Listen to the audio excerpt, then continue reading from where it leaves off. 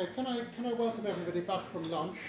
I'm Conor Ryan. I'm Director of Research and Communications at the Sutton Trust, and I'll be your chair for this afternoon's proceedings. I think we've had a very stimulating, interesting morning session, but we've got plenty of good speakers for you this afternoon. And to start, I'm very pleased to welcome Professor Les Ebdon, who is Director of the Office for Fair Access in England, known as OFFA. Les and I seem to find ourselves on the same platform quite often. Recently, I think we were together in Bristol, Durham, even Paris, with the British Council. So I've come to appreciate the strong commitment that Les brings to a very tough job. Les has been Director of OFFA since 2012, and I think it's probably fair to say that we've had a little bit of controversy during that period, but might have settled down a bit with the media more recently. But that hasn't stopped Les from sharpening Offa's Act at a time when fees have risen to £9,000 for most courses, and ensuring that our leading universities are doing more to meet their access targets and making the case for a greater emphasis on outreach. And today I know he's going to tell us a bit about the future of access and outreach as he sees it. Over to you, Les.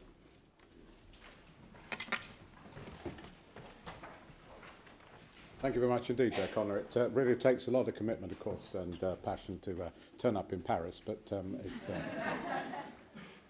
it's always good to be with the Sutton Trust and to recognise the immense amount of work and the influential amount of work which they do.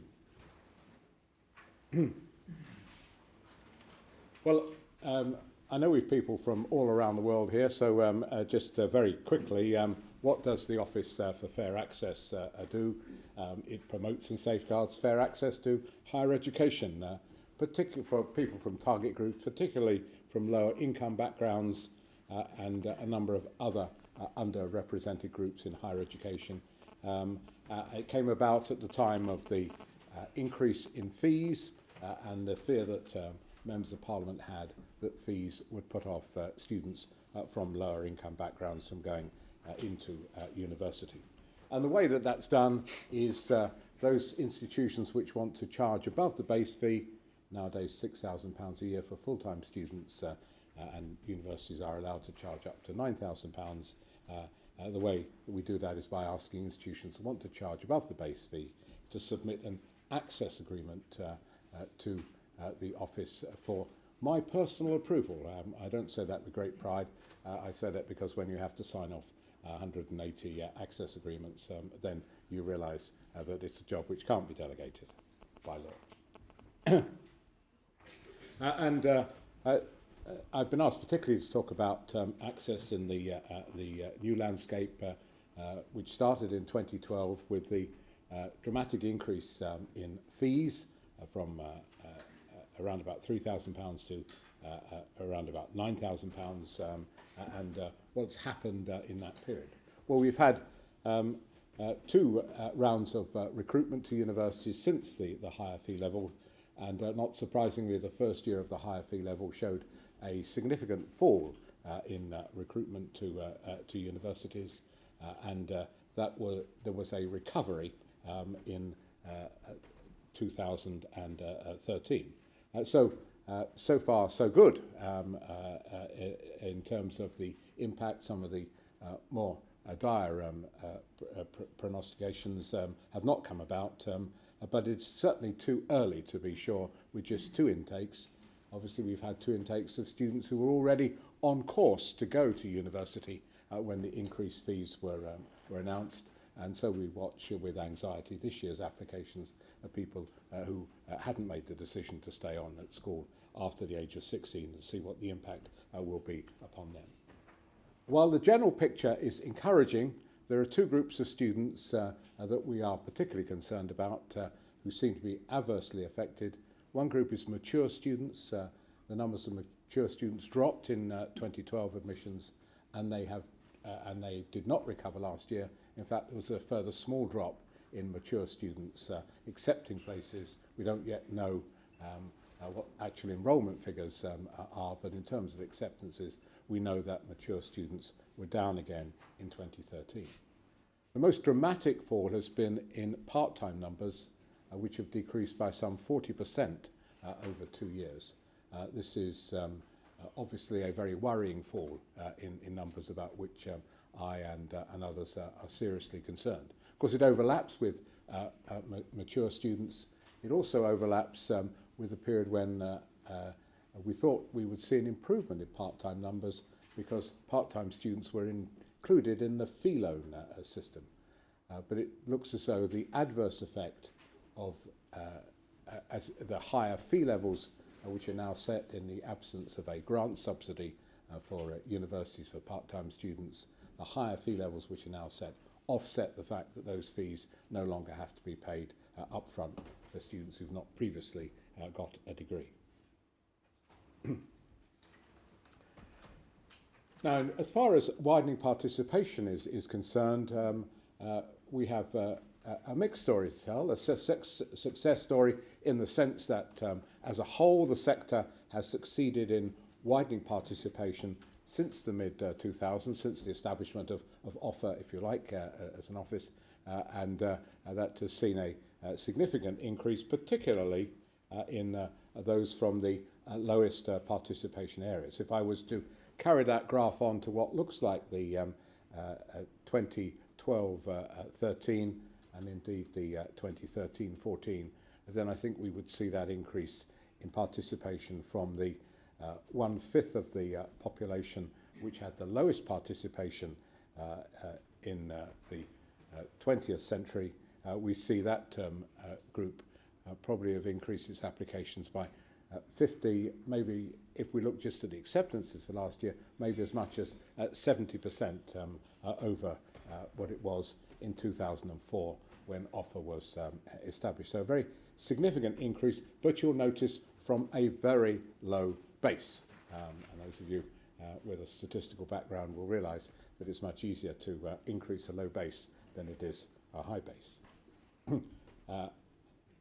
And so while the sector has done well as a whole, we actually have a problem still with our most selective universities. If you look at the population in the most selective universities, most advantaged people are up to 8 times more likely than the most disadvantaged young people to go to one of those universities with the highest entry requirements. I know you've seen some analysis of that earlier in the day. And so that really has become the major target for us in fair access, to see how we can increase the diversity of students at our most selective universities.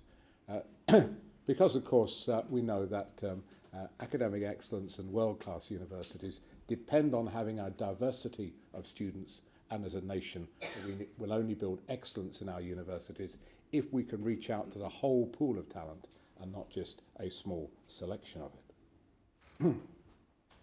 And so we still see significant differences in higher tariff institutions.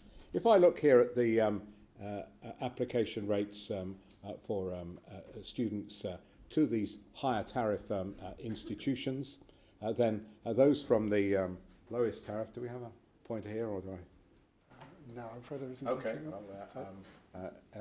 If we look at the red line, then we can see those from the most disadvantaged backgrounds going up to the 1/5 of the population who are most advantaged, and we can see the application rates to the higher tariff institutions, and we can see a small but significant increase in those from the most disadvantaged backgrounds, but still lagging very significantly behind those from the most advantaged backgrounds. As Connor said, I came into the post a little over a year ago, and I said that I would be setting a greater challenge to institutions, a greater challenge to tackle some of those issues that we've seen there, but at the same time offering greater support in terms of a better research base, in terms of more support from the office, in terms of ability to communicate with us, identifying areas of good practice. At the same time also, I was asked by the Secretary of State and the Minister for Higher Education to work together with the Higher Education Funding Council for England to develop a joint national strategy for access and student success. That strategy is with ministers at the moment for their consideration. And you'll appreciate, because it's advice to ministers, it remains confidential until they decide to publish it, and I hope they will do so soon. And the indications are that they are in favour of the proposals that we've made.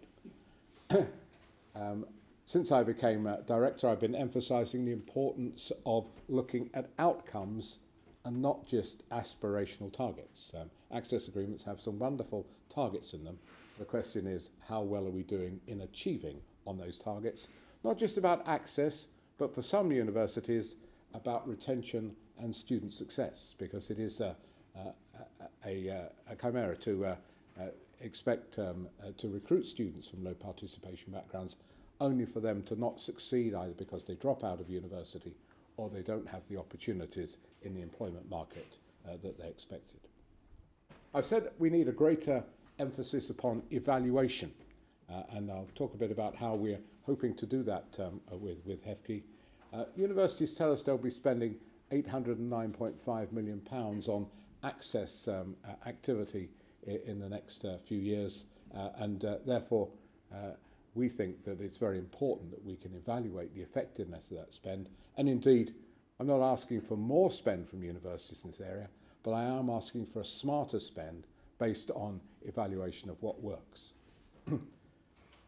And all the evidence points to the fact that what works at the moment is outreach programs.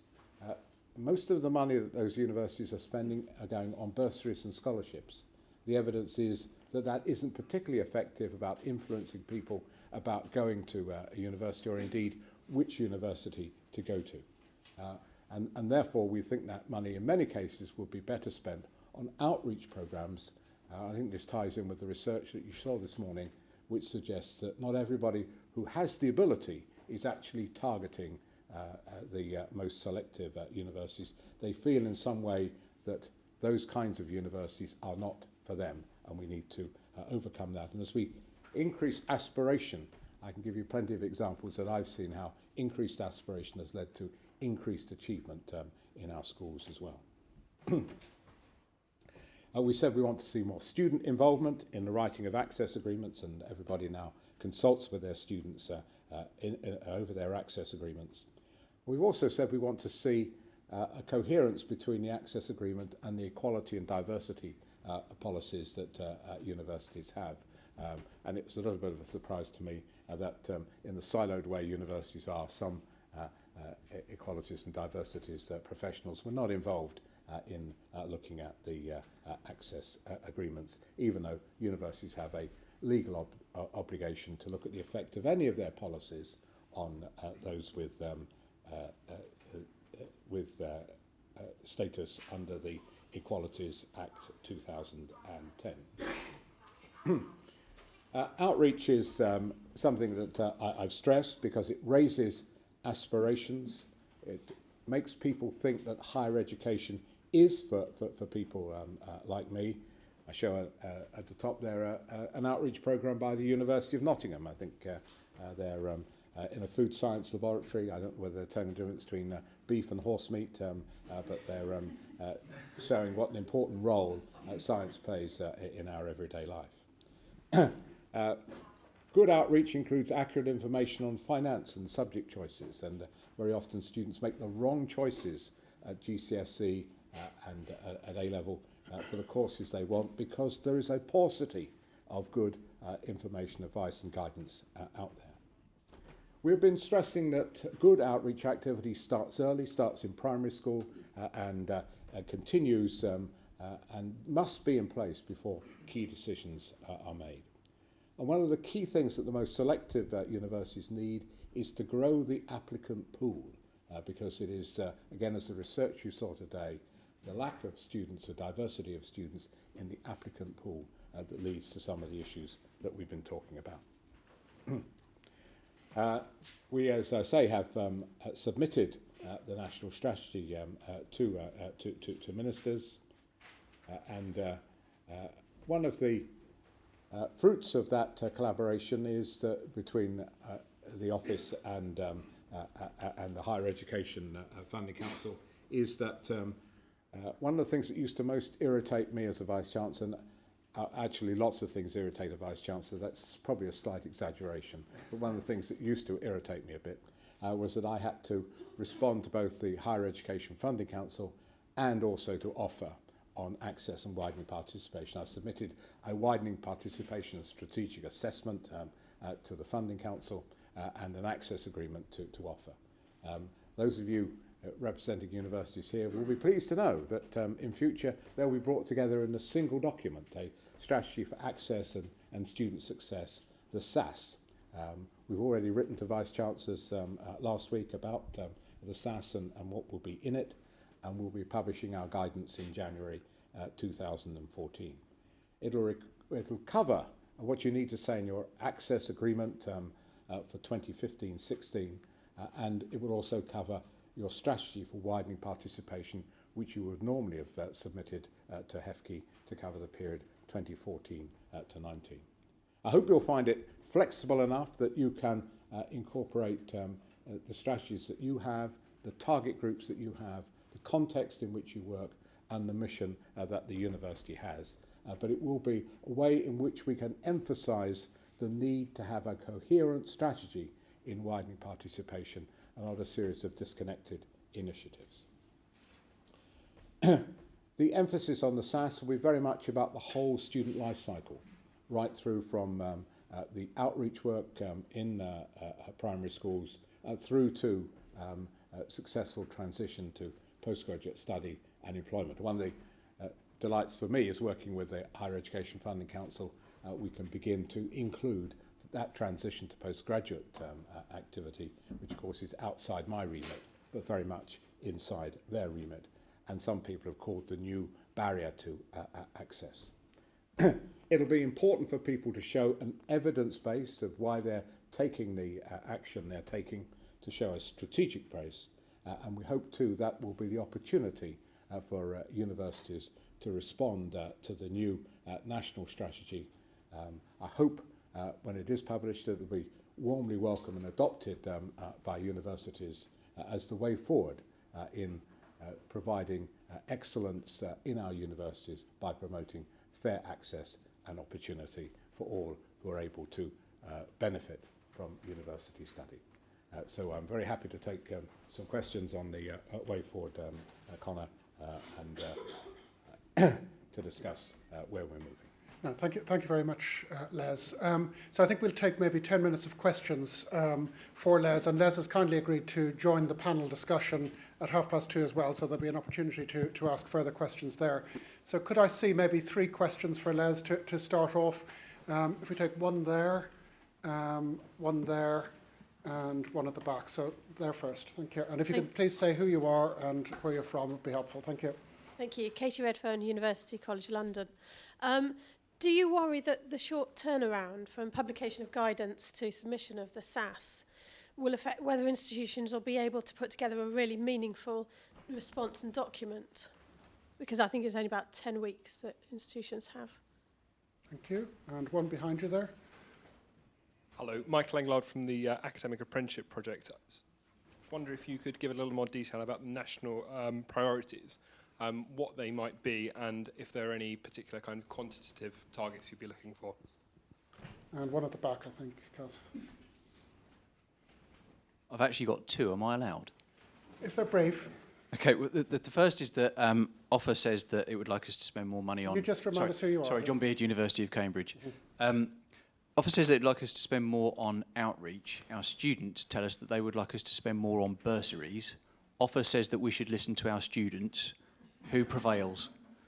And the second question is that, and it's one I've asked you before, so I hope it doesn't come out of nowhere, but you're very encouraging of us engaging in longer term outreach work, so with younger students. But as you just said, you're very keen that we evidence the impact of our work. There are very few quantitative measures that we can use to demonstrate impact. So how are you going to incentivise universities to spend money on groups for which there'll be little evidence of progress? Okay, Les. Thank you very much, some challenging questions there. First of all, on the turnaround, yes, we'll be publishing in early January, and we'll be expecting responses in April. Of course, it's one of the reasons why Steve Egan and I have written to Vice Chancellors to alert to the fact that this is on its way. I don't think that it. We've obviously consulted quite widely on this, and institutions tell us that they don't think it's a problem. The access agreement, you have one at University College London, and already you'll be updating that and telling us the extent to which you updated. I don't think there've been enormous changes that in the context which would mean that you would be engaged in a dramatic rewrite of that. I think that you already have a widening participation strategy that you've submitted to HEFCE. That's a long-term strategy, I know, at the University College London, and therefore, again, I would have thought it wouldn't be too challenging. I think that one of the things which comes out in the consultation is that people want to get on with this, and that the delays which are built into all of these things are not helpful, and so I hope that people will find it helpful to put some urgency into developing their response to the SAS. But I doubt if anybody finds it impossible, they'll let us know. Now, Mike, I'm going to have to disappoint you because, as I say, and I think it's quite right, proper that advice to ministers should be confidential, and therefore I can't reveal to you what's in the national strategy. I think I've hinted. I'm sure to we you. won't tell if you want to give us a hint. Well, that's very kind of you. But I know that there are some of our country's keenest journalists in the room. And, they can keep a secret. I don't think journalists are paid to keep secrets. But I've hinted to you it's going to stress the importance of the student life cycle, that it's going to emphasise the importance of outcomes. It's going to emphasise the importance of outreach programmes. It will also say something which I think relates to the question that John asks about collaboration. I think the interim advice, if you want to see what might be in the final advice, have a look to see what was in the interim advice, because that is published on the BIS website and the HEFCE and the OFFA website. So the interim advice is out there. And the interim advice talked about the importance of partnership in this area, partnership between universities and schools and colleges, partnership between universities and parents, employers, those are important features of any national strategy. It's not something the universities can do by themselves, but something we have to do in partnership. And I think that comes to the question, John, that you're raising. In some senses, in terms of outreach activity, we see a lot of value in collaborative outreach activity. When we see, and we do recognise that when you've got long-term outreach activity, that it will not be possible after a year to tell me how many primary school students are now going to go to the University of Cambridge who wouldn't have gone before. But you do have means of evaluating those. Okay, it starts off with the smileys that everybody ticks, but it moves on. And I was looking at the Into University newsletter and looking at how they were evaluating their programmes by looking at the extent to which the students with whom they were engaged with, the school students they were engaged with, were more likely to go to university, felt more informed about it, and so on. So I think you have interim milestones, as I'm sure you would have in any programme with the kind of investment that Cambridge is putting into their access programme. Now, the because I know the answers to the other question because you keep asking it of me. I'm delighted to see this enhanced consultation between the University of Cambridge and its students. That has to be a private joke between John and I. I do think that there is a way of squaring this circle, and that is by using more students as your ambassadors and paying them for doing that. As I go around the country, as I go into schools, then they tell me how effective it is to have a student who maybe even have been at that school, or certainly from the kind of background that that school draws from, to come in and say what a difference the university has made to them, to show that it's possible for people like them to get to universities like Cambridge, that it really is effective to have somebody coming in and doing that.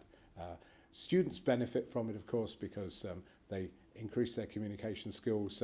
I went to Southampton Solent, and students stood up as a student ambassador and spoke to me about sports coaching, and I could tell he was pretty new to communication, but he picked up some very good skills at communicating to me. And because he'd done it in front of school children, he wasn't fazed by doing it in front of the director of OFFA. So I think that this is one way of squaring that particular circle. But I do appreciate that students will always ask for the maximum size of bursary to them.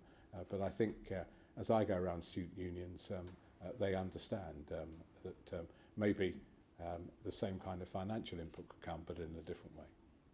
Thank you, Les. I think what we'll do is we'll move into the panel session, which you've kindly agreed to join us for. So if you just give us a minute, we'll get the panel up here and move into that. But could you please show your appreciation for Les's speech and answer the questions?